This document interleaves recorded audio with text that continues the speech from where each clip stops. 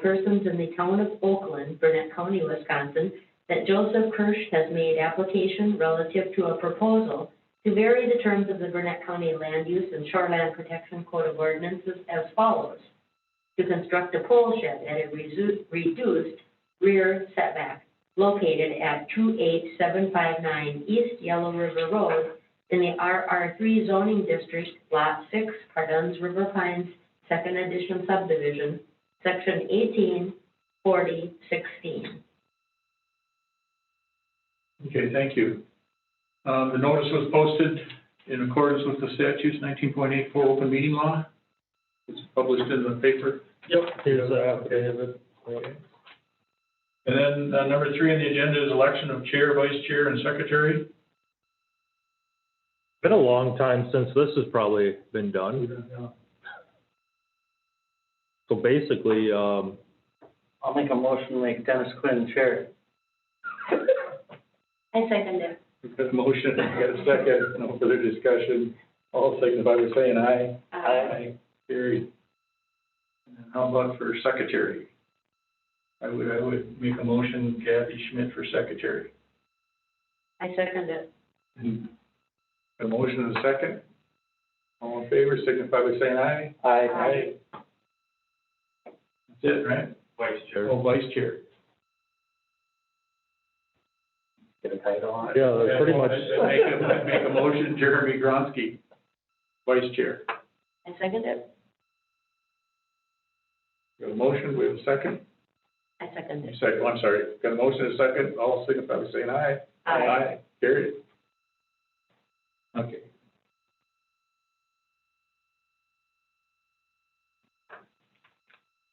So real quick, all of the sitting board members here have visited the sites. What we do here now is you'll be speaking on your application, and we'll take the testimony and any other testimony from anybody else that's either calling in or has submitted letters and things like that. Once we get through all that and review it all, then we will close that portion of the hearing, and we will deliberate amongst ourselves, and then we will make a decision, and you will see the decision and hear the decision yet tonight. So that's kind of how it works. One other thing is that the applicant, local officials, and DNR shall receive within 30 days a letter summarizing the hearing, also including information on applicants' rights to appeal the decision in circuit court within 30 days. Any person aggrieved by this decision, or any taxpayer or any officer, department, board of review, or bureau of the county may within 30 days after filing this decision in the office of the Board of Adjustment commence an action in circuit court seeking the remedy available by certiorari. So with that,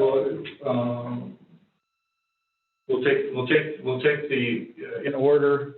We'll start with variance 2108. Gene Soderbeck, are you on line with? Yes. Okay, maybe you could start by just kind of summarizing what it is that you're applying for. Okay, I'm applying for a variance for a garage to be placed within the 30-foot setback from the right-of-way on my property at 22714 Hanson Point Road in Grantsburg. It's right on Bigwood Lake. Yeah. So before beginning, I just want to thank Jason Town for the assistance that he provided us in explaining how to go about proceeding with the variance. We really appreciate all the help he provided. So thank you, Jason, if you're there. What we're applying for is a variance of a garage. The garage size that we're looking at is a 32 by 30. We arrived at the size of the garage by placing all our vehicles and our recreational vehicles as well on a grid paper, and arrived at that size garage is what we really needed. And then what we did is we cut the size of that garage out and slid it around using graph paper, slid it around on the lot to stay away from the septic system and also to stay away from the setbacks from the neighbors' yards. And we arrived at the location that you see on the map that was provided by Wagner Surveying. on the map for Wagner survey, and you'll see where the septic tank is, and there's also a drain field on the septic tank that runs north of the septic tank. And that wasn't shown on there, but I just want you to be aware of that. And what I'd like to do is talk about the unique property limits and use the same format that Jason did on his staff report last week. The unique property limitations that we have is that the property was platted back in 1947, so it's approximately half the size of the required RR1 lots today. The property is triangular shaped, smaller by the road, larger by the lake. The property is lower in elevation where the existing shed is located within the 30-foot setback. The property has a septic tank drain field that runs north-south in the middle of the backyard. We wanted to stay 10 feet from that. And so that kind of put us into the 30-foot setback. There's what you don't know is that elevation where the shed is located, where the garage is proposed, is lower in elevation. So that location would actually be least visible from the lake than anywhere else on the lot if we were able to put it anywhere else. With regard to no harm of public interest, we maintain the side yard setbacks. The garage that we're proposing, the door would be parallel to the road. So we would not have direct access to the road that goes directly into the garage, but rather the garage door will be facing on the north side of the garage.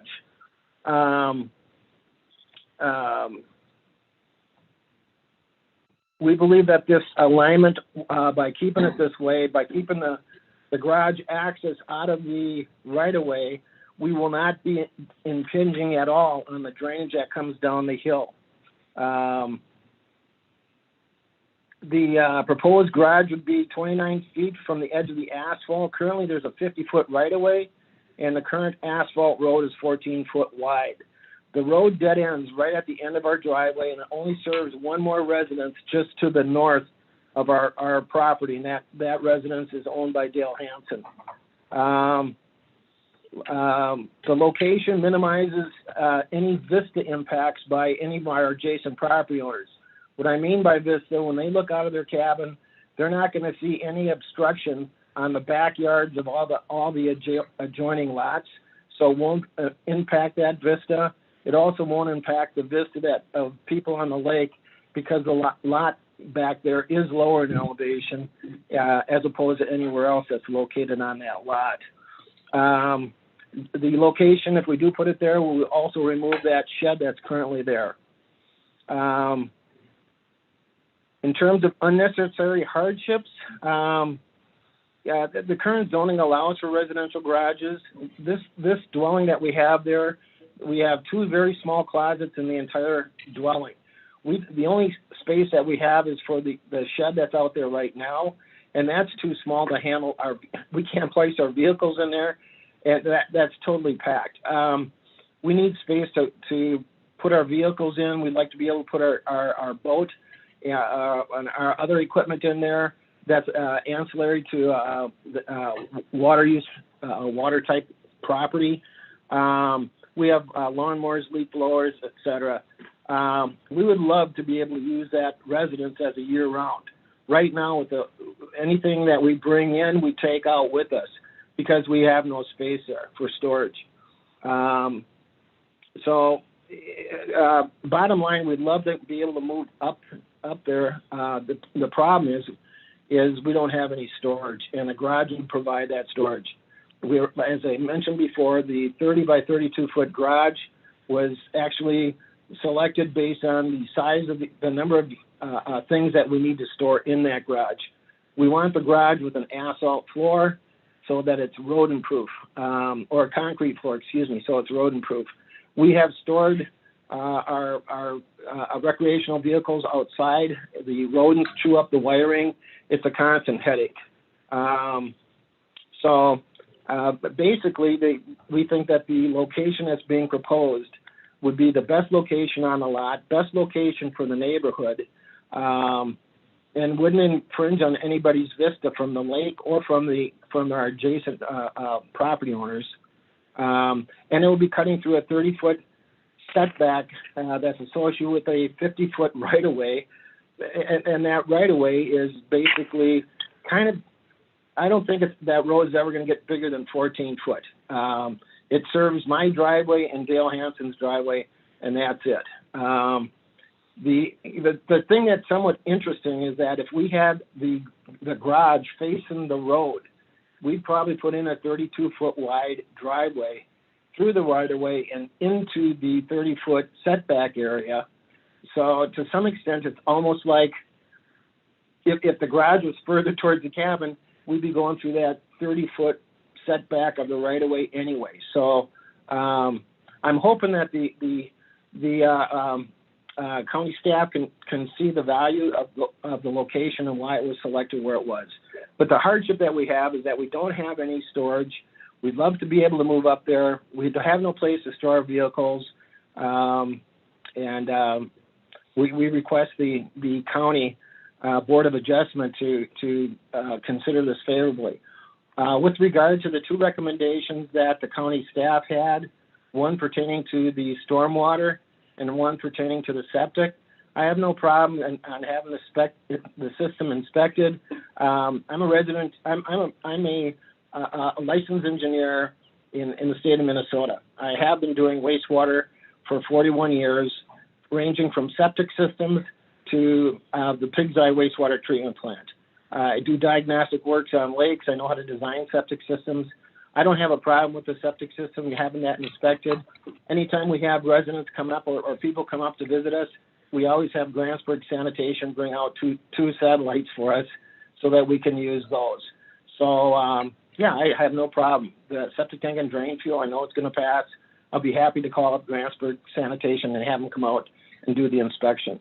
With regard to the stormwater improvements on the property, I set up the stormwater permitting program for the state of Minnesota. I'm very familiar with it, and I'll be happy to work with the county staff to make sure everything meets their expectations.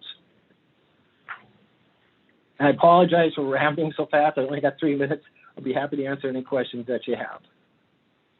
Thank you. Yeah, thanks. Anyone here have questions? No. Are there any living quarters in this, or bathrooms or anything like that? Is it's just a garage and storage? It's a garage with storage. And how tall is it? The sidewall? What pitch is the roof? I believe it's 23 or 24 foot tall. I will have storage up above, and I have ABC out in Siren has done the design for me. It will have the same color siding as the cabin. I looked at temporary type systems like canopies, but it really wouldn't look very well in the neighborhood. Plus, it wouldn't be rodent proof. So this will provide me access to get my stuff in there. Plus, I'll be able to get if and when we move up, get my stuff that's in my 3-car garage in Shoreview up here at the lake. Okay. Is the 24 foot tall to the peak of the roof? Yes. And so how high are the sidewalls on it? Sidewall's 10. 10 feet, okay.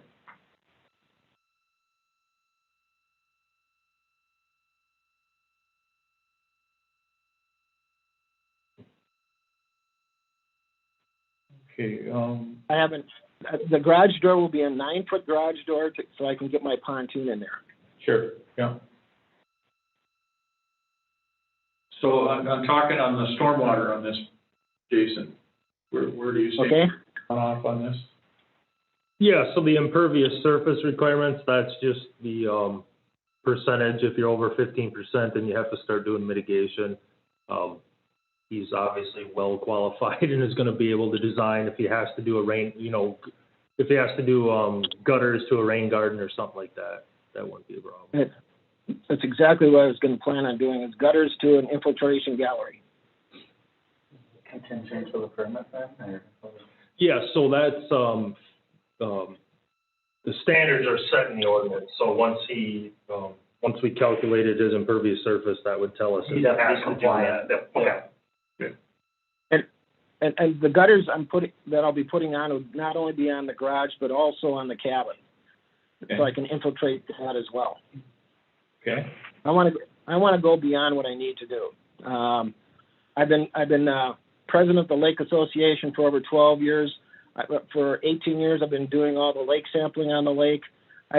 I'll do nothing to upset that lake. So I do aeration of yards to try to improve the impermeability or more infiltration. So I'll be happy to work with Jason and his staff with regard to stormwater. One other question on the septic system. Where does it stand? There's no permitting on this one? Yeah, I just couldn't find a permit for it, so we'll just need to have an evaluation done just so we can verify what's in the ground out there. When I talked to Grantsburg Sanitation, they implied that they can do that. Oh. Yeah, okay. Any other questions here? No? And then do we have any comments or anything online sending in right now? We've got Mark Krause from Widener, if he wants to say something. Okay, Mark Krause, did you want to make any comments? Nope, I think Gene spoke well on everything there. He's very well versed. I can't educate him like we do with most customers. He already knows most everything that needs to be done out there. And it's basically the end of the town road there, even if that is considered town road there, it's more or less just a paved driveway for the two neighbors there. And the main road goes south there at the intersection if you've been out there, so. Yeah, we're all there. Yeah, so there's definitely not much traffic down that road, so. Okay. Okay, thank you, Mark. And then any comments from the town? We have no correspondence. No. And I think Gene might have misspoke briefly there too. I think he said parallel with the road, and actually his entrance would be perpendicular off his driveway, I believe, so. Right. That's correct. It'd be perpendicular off the driveway, be facing north. Yeah, we got it. Okay. Okay, well then we'll close this portion of the hearing, and we will deliberate amongst ourselves, and you will hear the determination shortly.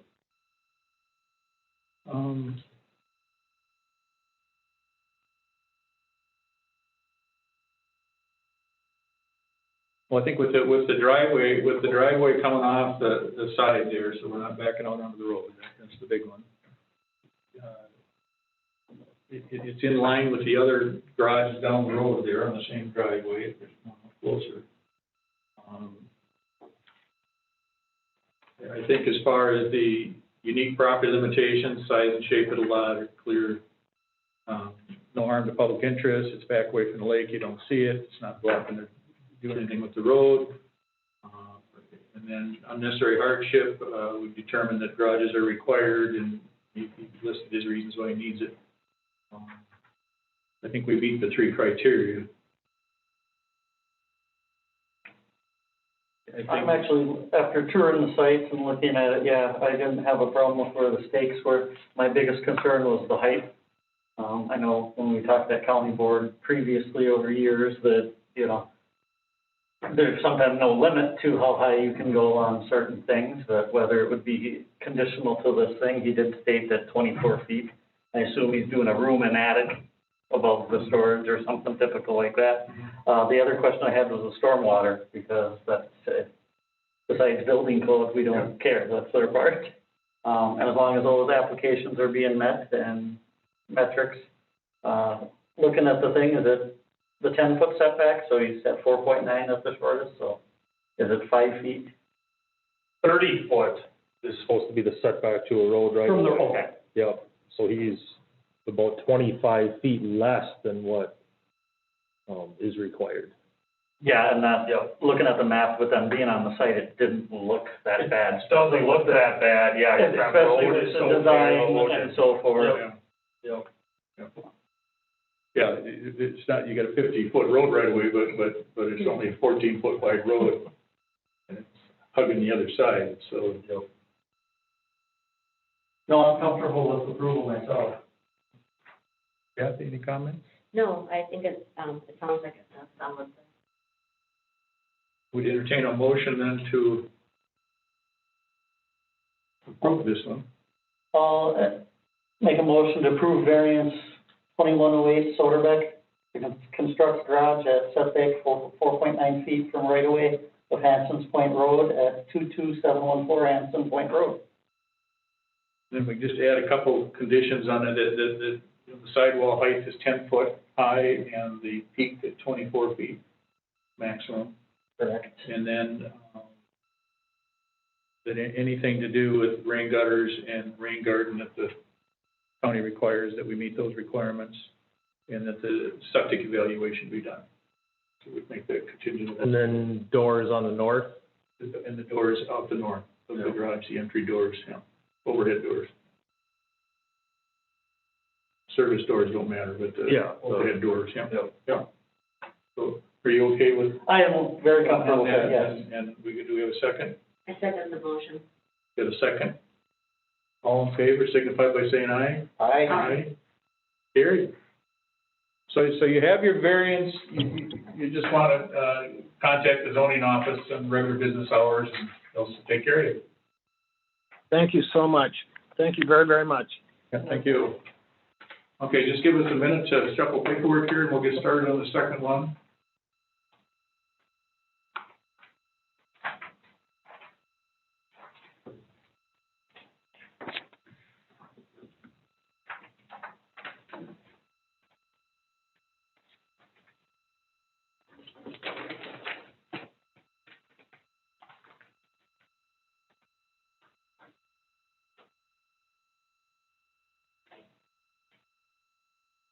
Get ready, and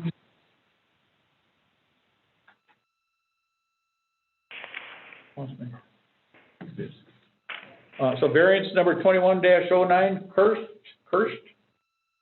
Yep, can you hear me? Can you hear me? Yes, we hear you.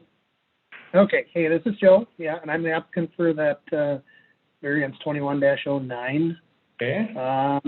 Just a little background, I've been coming to this area since I was in high school, and I purchased the cabin when I was 26 years old back in 1994. Not knowing that it is the smallest lot in Pardon River Pines development, and that's one of the problems that run up against here. Put off building a garage for many years, just I flat out couldn't stomach losing the trees.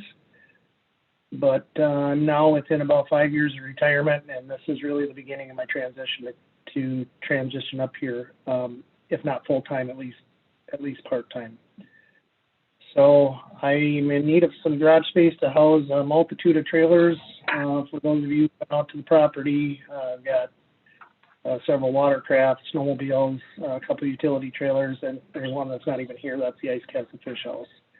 I'm also a woodworker, and that's what I plan to do up here, not only for enjoyment, but possible in retirement. So, build a full structure, and part of that would have a section off for a wood shop. No plumbing or anything, no livable quarters. Just that's the plan. The original building permit I requested was for a 42 by 45, which is, that is large, with a request for a 10-foot setback similar to the side yard. I did scale it down a bit for the variance submission to a 36 by 45 with a request for a 15-foot setback, consistent with the setback that my neighbor to the south with a similar lot size has built at. And with this building size, I can't fit everything in, but I can manipulate things through the seasons and put the things that need to be in there, and park trailers and whatnot outside.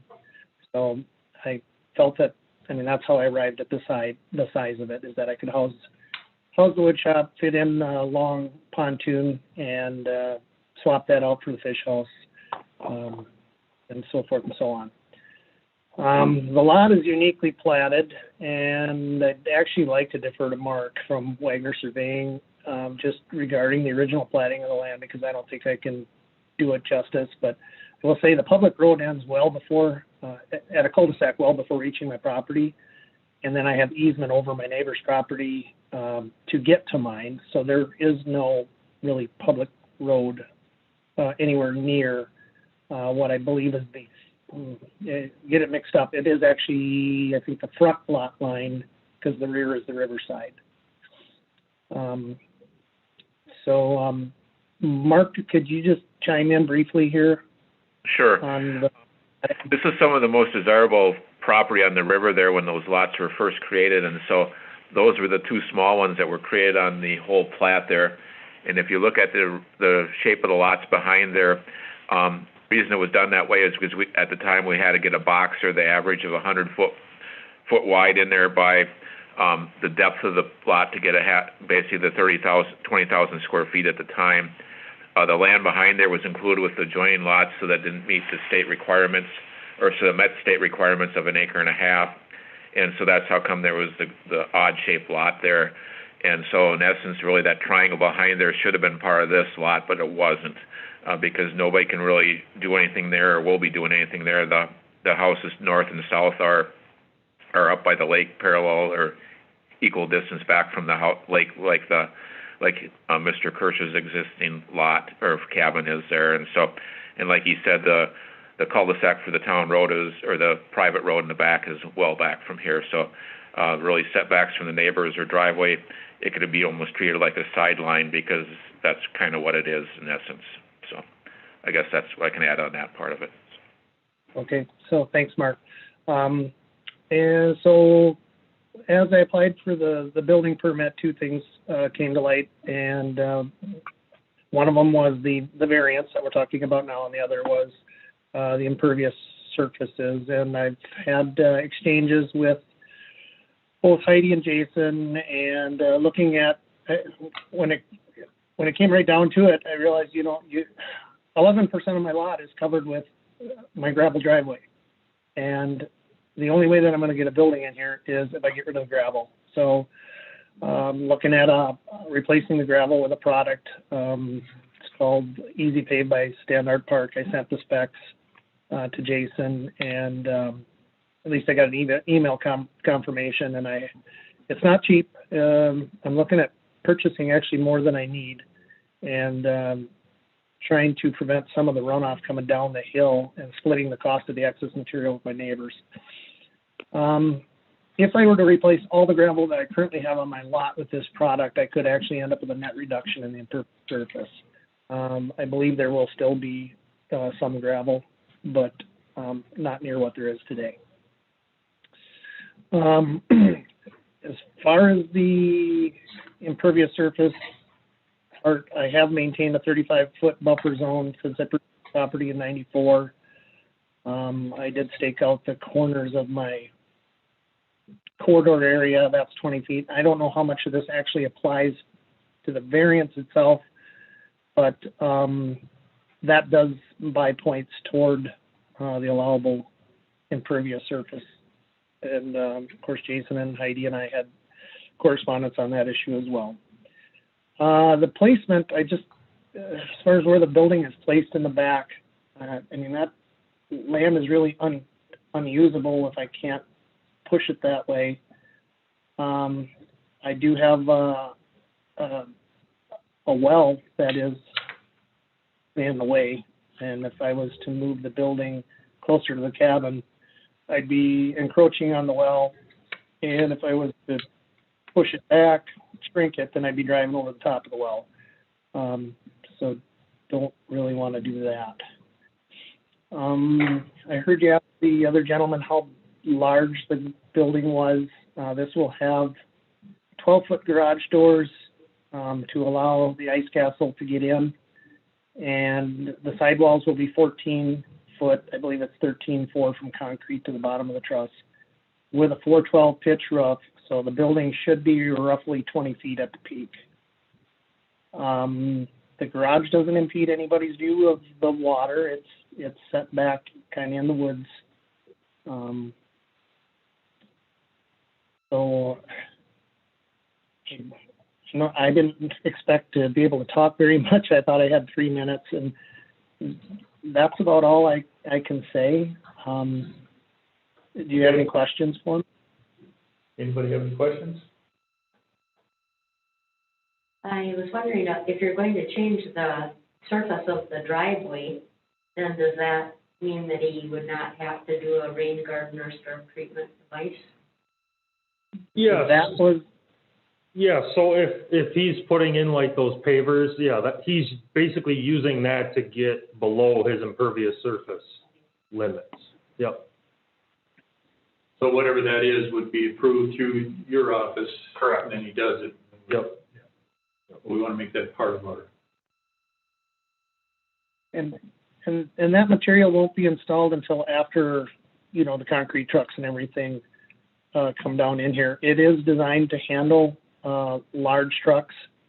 I don't remember what the class was, but they said you can drive a tank on this stuff, so, I just don't want to do any installation until after the building is in, after the concrete is poured. So I'm looking at, you know, August, September timeframe before that would go in. Yeah, and that would be fine with us. We would just, when the project is complete, you'd have to have that installed, so that makes sense. Do you intend on putting rain gutters on?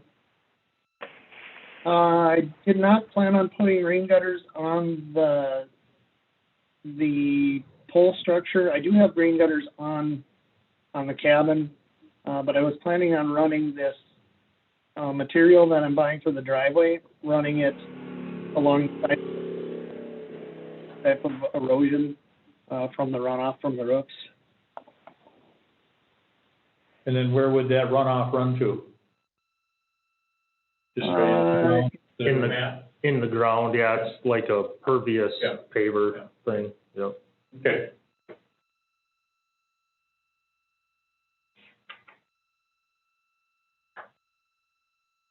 Any other questions?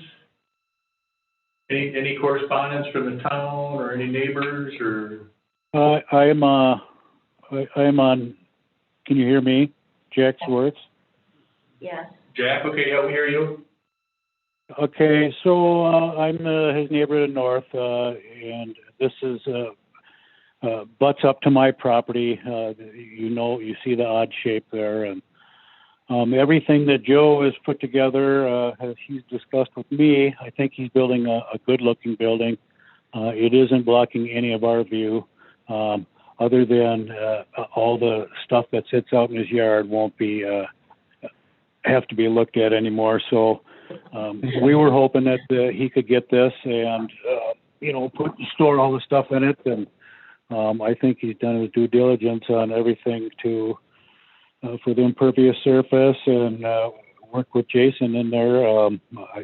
I believe he's done everything that, everybody's asked him to. And I would hope that, he was granted, this also. Okay, thank you. And then Mark, did you have anything, Mark Rousey? Nothing additional, mostly the lot size and that met things, and his setbacks are well back from the lake, so that kind of crunched a lot too, but that's a good thing, basically, so. Okay. And then I see a couple of concerns was the impervious surface, which we talked about, a patio fire pit area within the 75-foot setback, I think is the issue on that one. And then a lock and chain to be installed on the septic tank. Otherwise, Yep, everything. the lock and chain went on the septic tank today. Okay.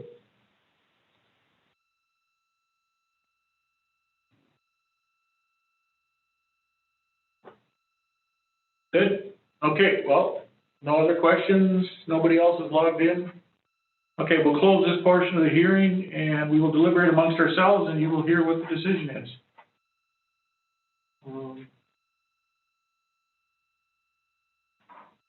Jason, just for clarification, what is the setback amount and what's the proposed? It's the 15 feet? So, Looking at the parcel map, on the map, dotted line 10 feet around the perimeter. so I think the surveyor, Mark, I think just drew 10 on there because that matches what the side setbacks are. Mm-hmm. And then they're trying to get it at 15, so that's what they're asking for. And the 40-foot setback would be if this was considered a rear line. It really should be considered a front line, so the actual setback should be 30. So he's asking basically a 15-foot reduction from 30 to 15. Okay. When is that? That's on the, with my compass here. North is the top of the map. Gotcha. So is that on the both sides, the east and the north? Well, the north would be 10, because that would be considered a That's a side sideline. lot, okay. Yeah, it's just the east line, that would be considered a front. And nobody can build there or anything like that, so really. Yeah, when you come down that driveway, it Yeah. doesn't, it's kind of non-conforming in the sense of being a. Definitely a unique, shape to that lot.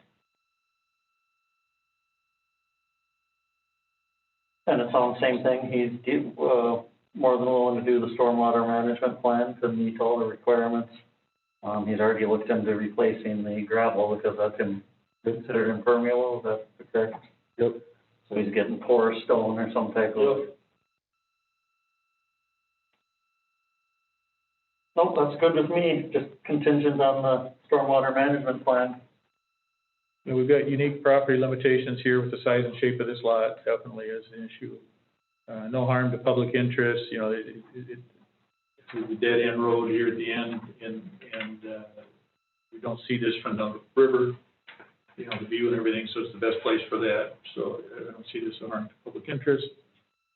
Unnecessary hardship, we've determined the garage is required and to put all the toys and everything you have on the lakes and stuff that we need, so I think we're fine there. I think that it needs to take care of the impervious surfaces per the county requirements, and then the patio fire pit area needs to be returned to natural vegetation and move back to meet the 75-foot setback. And he's already taken care of the lock and chain on the septic tank, so we should be okay on that one. So. Kathy? I'm good with that too, and what you just said. Okay. We want to, should I make a motion? Yeah. I'd make a motion to approve the variance as requested, with 12-foot high, overhead door, 14-foot high sidewalls, 412 pitch roof on it. And that we meet the impervious surface requirements that the county requires, that you meet whatever they need, and that the patio fire pit area be returned to natural vegetation and move back to meet the 75-foot setback issue. And the lock and chain has been taken care of, so we don't need to make that part of it. I'd make that my motion. Do we have a second? I second it. Got a motion and a second. Any further discussion? None being, all in favor signify by saying aye. Aye. Carried. So you have your variance, and if, just contact the zoning office on regular business hours, and they'll set you up. Okay, you said the zoning office? Yeah. Jason's Okay. office. All right, thank you so much. Yeah, thank you. Anybody else? Nobody else to comment? Is that it? Nobody else online? No, that's good. So then we could entertain a motion to close this hearing? Motion to adjourn? Second. Second, got a motion and a second. All in favor?